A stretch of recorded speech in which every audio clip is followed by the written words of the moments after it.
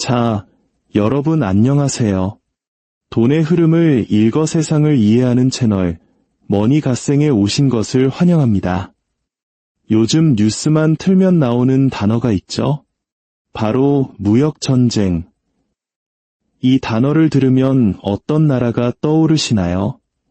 미국, 중국, 미국, 중국.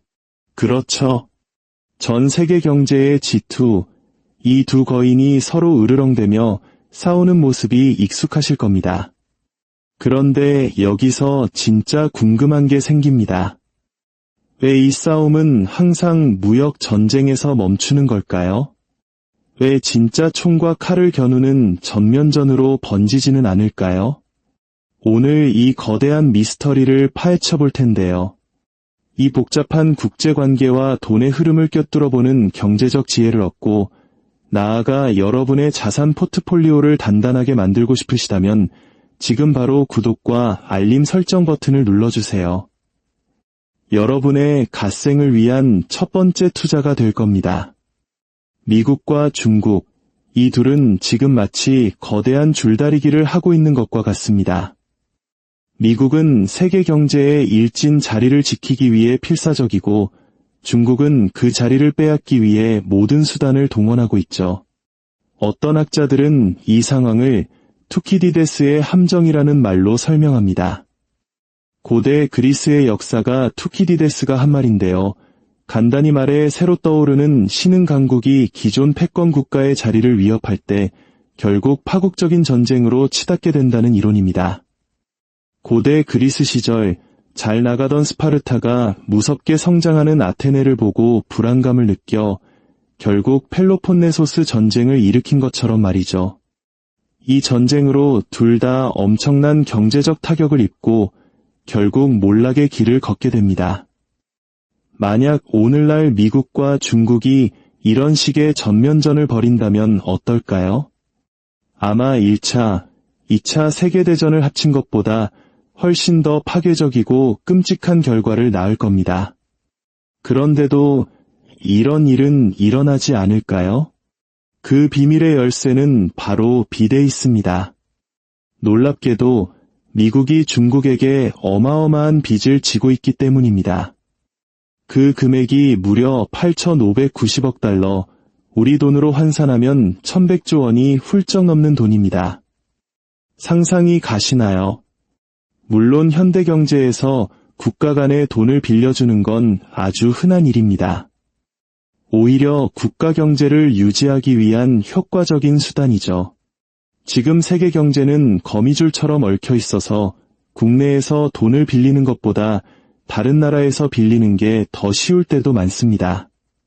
사실상 빚 없는 나라를 찾는 게 더 힘들 정도죠. 하지만 세계 최강대국인 미국이 자신의 패권을 위협하는 최대 라이벌인 중국에게 이렇게 엄청난 빚을 지고 있다는 건 정말 논쟁적인 문제입니다. 채무자인 미국과 채권자인 중국, 쓰는 자 미국과 저축하는 자 중국, 이 기묘한 관계는 대체 어떻게 시작된 걸까요? 1970년대까지만 해도 1인당 GDP가 100달러를 겨우 넘던 가난한 나라가 어떻게 세계 최대 경제대국의 은행이 될 수 있었을까요? 이 거대한 돈의 서사를 이해하려면 시간을 약 50년 전으로 되돌려야 합니다. 1970년대 마오쩌둥이 사망한 직후의 중국을 상상해보세요. 태평양 건너편에 고립된 극심한 가난에 시달리는 나라였습니다. 하지만 덩샤오핑이라는 지도자가 등장하면서 모든 것이 바뀌기 시작합니다. 그는 중국을 고립에서 벗어나게 하고 외부 세계의 문을 여는 이른바 개혁개방이라는 거대한 정치적, 경제적 실험을 시작했습니다. 이 결정으로 해외 직접 투자, 즉 외국 자본이 중국으로 쏟아져 들어오기 시작했습니다. 중국은 이 돈으로 고속도로를 깔고 항구를 짓고 거대한 공장들을 세웠습니다. 그들의 전략은 명확했습니다. 우리가 물건을 만들어 전 세계에 팔아서 부자가 되겠다. 그리고 2001년 중국에게 역사적인 순간이 찾아옵니다. 바로 세계무역기구 WTO에 가입한 것이죠. 이건 마치 동네 구멍가게가 전국 체인점이 된 것과 같은 사건이었습니다. 국제무역의 장벽이 허물어지면서 중국은 세계 경제라는 거대한 무대의 주인공으로 등극했고 더 많은 외국 자본이 밀려 들어왔습니다. 중국의 전략은 두 가지였습니다. 첫째, 나라에 넘쳐나는 값싼 노동력을 최대한 활용한다. 둘째, 가성비 좋은 제품을 어마어마한 양으로 찍어낸다. 이 전략은 정확히 먹혀들었습니다. 중국의 산업 부문은 전례 없는 속도로 성장했고 전 세계는 메이드 인 차이나의 값싼 상품에 열광하기 시작했습니다. 그 결과는 놀라웠습니다. 1970년대 고작 1천억 달러에 불과했던 중국의 GDP는 올해 말 18조 달러를 넘어설 것으로 예상됩니다. 이 기적적인 성장의 뒤에는 중국산 제품을 가장 많이 사준 고마운 큰손 고객이 있었습니다. 네, 바로 여러분이 생각하는 그 나라, 미합 중국입니다. 데이터를 보면 중국이 WTO에 가입한 후 20년 동안 미국의 중국산 제품 수입액은 5배나 증가해 연간 5천억 달러에 육박했습니다. 이 무역의 가장 큰 수혜자는 평범한 미국 시민들이었습니다. 모든 미국인들이 역사상 가장 저렴한 가격으로 물건을 살 수 있게 된 거죠. 다이소의 모든 물건이 반값 세일을 하는 것과 같다고 상상해보세요. 한 연구에 따르면 2000년부터 2007년까지 이 값싼 중국산 제품 덕분에 미국 가게의 실질 구매력은 연간 1,500달러, 약 200만 원이나 증가했다고 합니다. 자, 그럼 여기서 질문. 미국 소비자들로부터 벌어들인 이 막대한 달러를 가지고 중국은 무엇을 했을까요? 그들은 그 돈으로 미국 국채를 샀습니다. 그것도 아주 많이요. 여기에는 두 가지 큰 목적이 있었습니다. 첫째, 미국 시장에서 벌어들인 흑자를 안전하면서도 괜찮은 수익률을 보장하는 자산에 투자하는 것. 미국 국채는 세상에서 가장 안전한 자산으로 여겨지니까요. 둘째, 이게 정말 중요한데 달러가 엄청나게 유입되면서 이안화 가치가 급등하는 것을 막기 위해서였습니다. 중국 인민은행이 미국 국채를 사들이면 시장의 달러가 풀리면서 이안화 가치를 인위적으로 낮게 유지할 수 있었습니다.